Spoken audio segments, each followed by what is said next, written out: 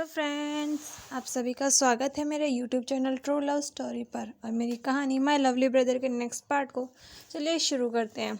जैसा कि हमने इसके पिछले पार्ट में देखा था कि महागुरु बाओशन और उनकी पार्टनर मास्टर लैनी ने दोनों ने यंग यंग को हील किया था और उन्होंने उसके रूम पर एक स्ट्रॉन्ग बैरियर लगा दिया था। वहीं दूसरी तरफ फॉरेस्ट में वो दोनों पर्सन जिन्होंने यंग यंग को वो पिल दी थी, वो दोनों बड़े ही सुकून से घूम रहे थे। वो आपस में बातें कर रहे थे कि यंग यंग उस पिल को डाइजेस्ट कर पाएगी या नहीं।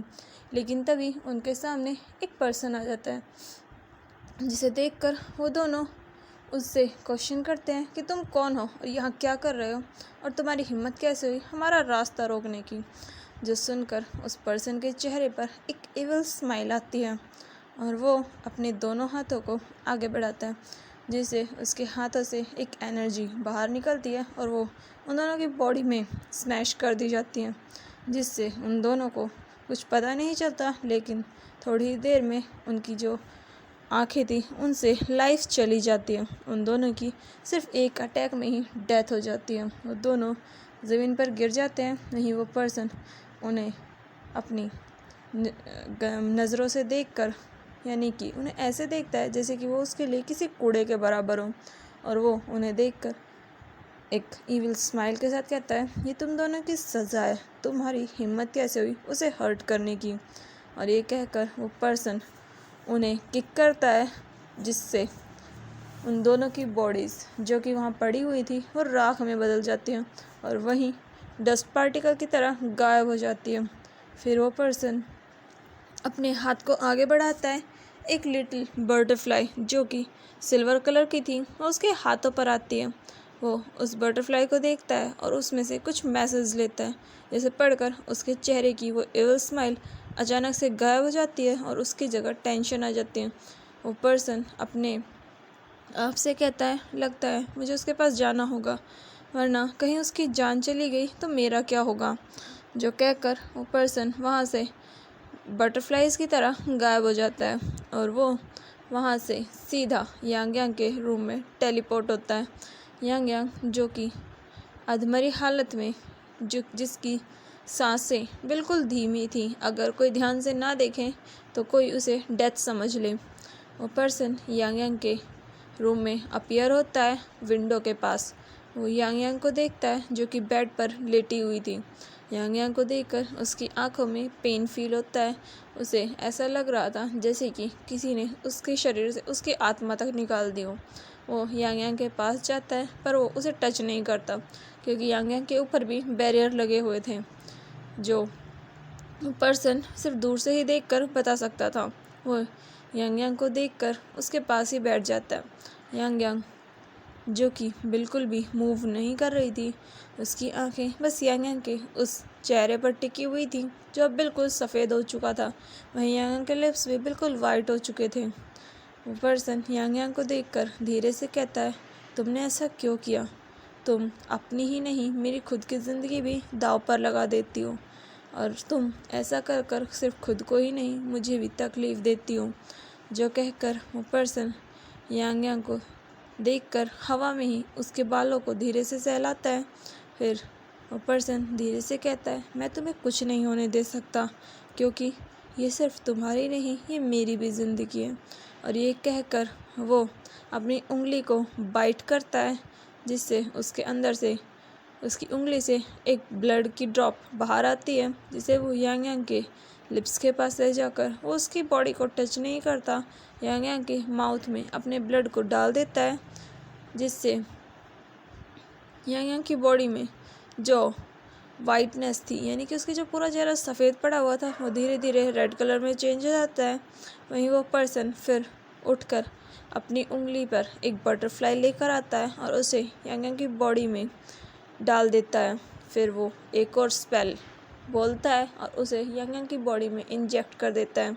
ऐसे ही वो कुछ मेथड यूज़ करता है। उसके बाद वो यांग यांग को देखकर कहता है, तुम्हारी और मेरी डेस्टिनी अब मैंने जोड़ दी है, अगर तुम्हें कुछ भी हुआ तो सिर्फ तुम्हारी नहीं ये मेरी भी जान चली जाएगी।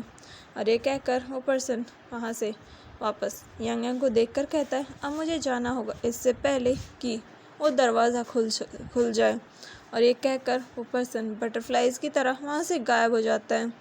वहीं उसके जाते ही यांग यांग की जो फिंगर थी वो धीरे से हिलती है, लेकिन फिर से स्टॉप हो जाती है।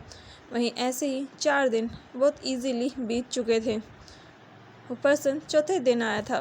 वहीं दूसरी तरफ बाहर, रूम के बाहर बहुत सारे लोग खड़े थे।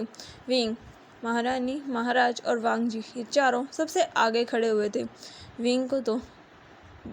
विंग से तो बिल्कुल इंतज़ार ही नहीं हो रहा था। वो उस रूम में जाने के लिए बिल्कुल तड़प रहा था।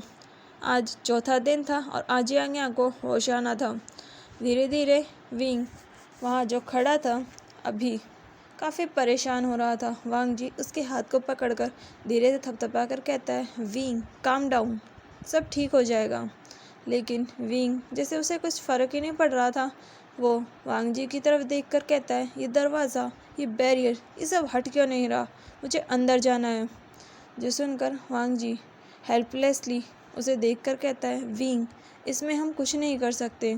जो सुनकर विंग वांग जी को देखकर कहता है, लेकिन मुझे अंदर जाना है। तभी महारानी विंग को चुप कराते हुए कहती है, शांत हो जाओ विंग, ये बैरियर अपने आप हटेगा। तुम्हें याद है ना महागुरु ने क्या कहा था। जो सुनकर विंग अपनी मदर को देखकर हाँ में सर हिलाता है, लेकिन उससे बिल्कुल भी इंतज़ार नहीं हो रहा था। वो फिर इधर उधर डोलने लगता है। विंग काफ़ी ज़्यादा रेस्टलेस फील कर रहा था और ऐसे ही शाम हो जाती है। धीरे धीरे वो बैरियर ऑटोमेटिकली डिसअपियर होने लगता है। बैरियर को ऐसे गायब होता देखकर विंग काफ़ी ज़्यादा खुश हो जाता है और वो अचानक से उछलते हुए कहता है, वो ठीक हो गई, ये बैरियर हट रहा है, इसका मतलब वो ठीक हो गई। और ये कहकर विंग जल्दी से दरवाजे को खोलकर अंदर भागने लगता है। महारानी, वांग जी और महाराज उसे रोकने की कोशिश करते हैं, लेकिन विंग उसे पहले ही अंदर भाग गया था। विंग ज़ोर से दरवाज़ा खोलता है और अंदर जाता है। अंदर बिल्कुल शांति थी। यांग यांग की आंखें अभी तक नहीं खुली थी, लेकिन वो बैरियर हट चुका था। इसका मतलब यांग यांग हील हो चुकी थी। विंग जल्दी से अंदर जाता है, लेकिन जब वो देखता है कि यांग यांग अभी भी आंखें बंद करके बैठी हुई है, लेकिन फिर भी विंग जल्दी से उसके पास जाता है। विंग उसके हाथ को पकड़ता है और धीरे से कहता है, यांग यांग आंखें खोलो अपनी। लेकिन यांग यांग कोई आंसर नहीं देती, जो देखकर विंग के चेहरे पर जो स्माइल थी, जो खुशी थी, वो धीरे धीरे फीकी पड़ने लगती है। विंग फिर और थोड़ी तेज़ आवाज़ में कहता है, यांग यांग आंखें खोलो। वहीं वांग जी विंग के कंधों पर हाथ रखता है।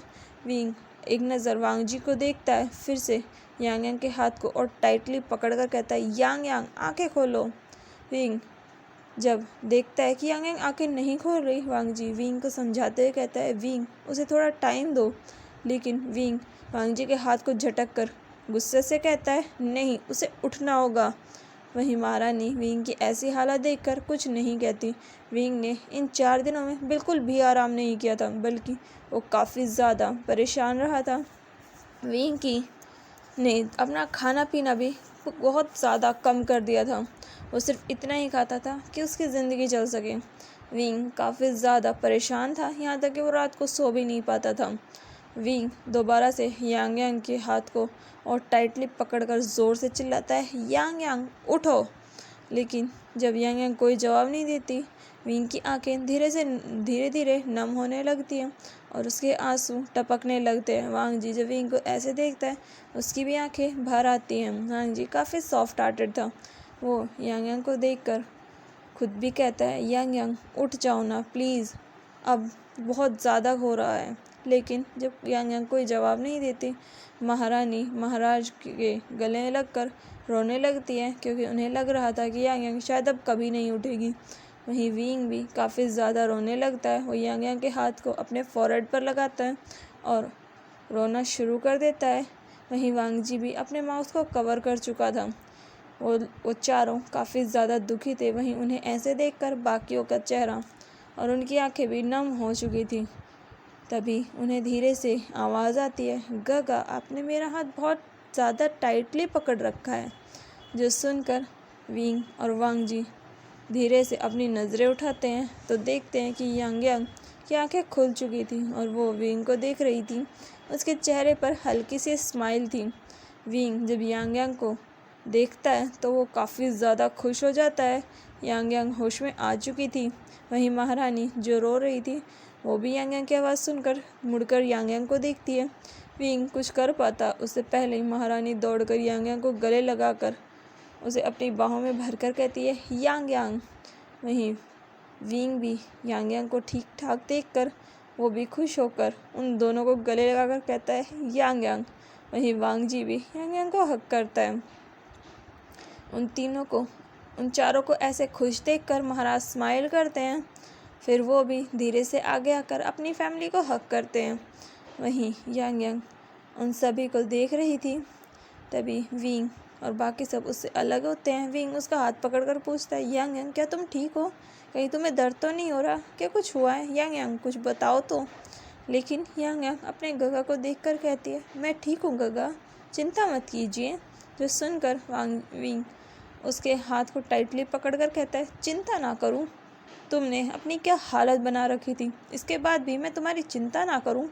जो सुनकर यांग यांग स्माइल कर कर कहती है, आप ठीक हो, मेरे लिए इतना काफ़ी है। जो सुनकर विंग थोड़ा गुस्से से कहता है, तुम्हारी हिम्मत कैसे हुई अपनी ज़िंदगी को इस तरह खतरे में डालने की? जो सुनकर यांग यांग स्माइल कर कर कहती है, लेकिन मुझसे ज़्यादा ज़रूरी आपकी लाइफ है। जो सुनकर विंग उसे डांटते हुए कहता है, ऐसी बकवास दोबारा मत करना, तुम्हारी लाइफ काफ़ी ज़्यादा इम्पॉर्टेंट है। जो सुनकर यांग यांग बस स्माइल करती है। वहीं महाराज यांग यांग को देखकर धीरे से कहते हैं, मुझे माफ़ कर दो यांग यांग। जो सुनकर यांग यांग अपने पिता को देखती है और काफ़ी कंफ्यूज होती है।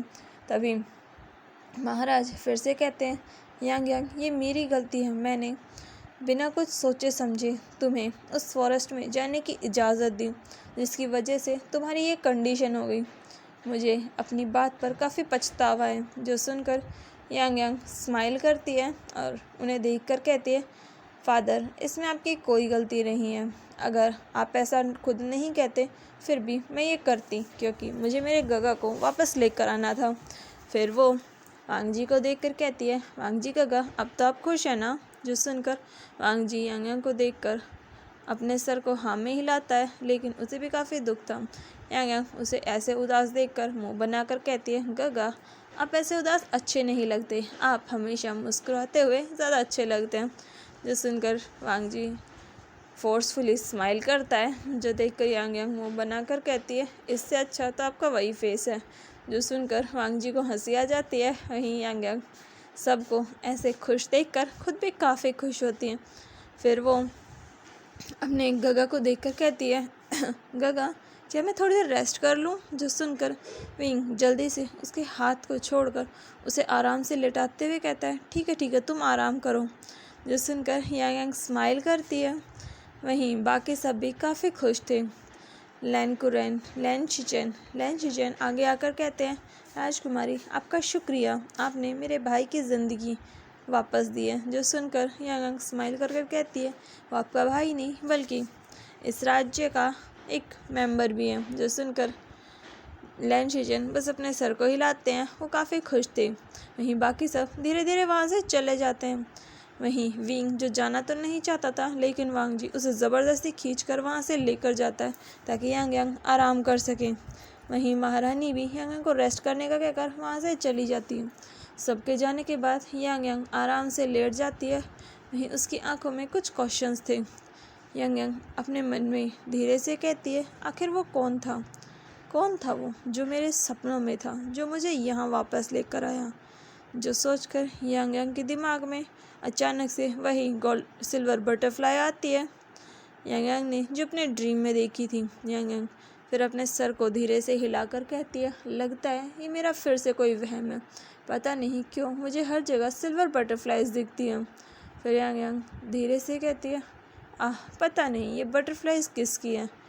फिर यांग यांग अपने सर को हिलाकर कहती है, मुझे आराम करना चाहिए, इससे पहले कि इन सब के बारे में सोचकर मेरा दिमाग ख़राब हो। जो कहकर यांग यांग अपनी आंखें बंद कर लेती है। उसने ध्यान नहीं दिया कि उसी रूम में एक सिल्वर बटरफ्लाई पहले ही बैठी हुई थी। वो यांग यांग को ऐसे देखकर वहाँ से उड़कर चली जाती है और एक पर्सन के पास जाकर उसके फिंगर पर बैठ जाती है। वो पर्सन उस बटरफ्लाई को देखकर धीरे से पूछती है कि क्या वो ठीक है, जिस पर वो बटरफ्लाई हाँ कहती है और फिर वहाँ से डिसअपियर हो जाती है। वो पर्सन भी उस बटरफ्लाई को जाते हुए देखकर खुद भी एक लाइट स्माइल के साथ वहाँ से चली जाती है। तो चलिए हमारी कहानी को आज यहीं ख़त्म करते, मिलते हैं इसके नेक्स्ट पार्ट में। तब तक के लिए मेरे चैनल को लाइक कीजिए, शेयर कीजिए एंड सब्सक्राइब कीजिए। Thank you.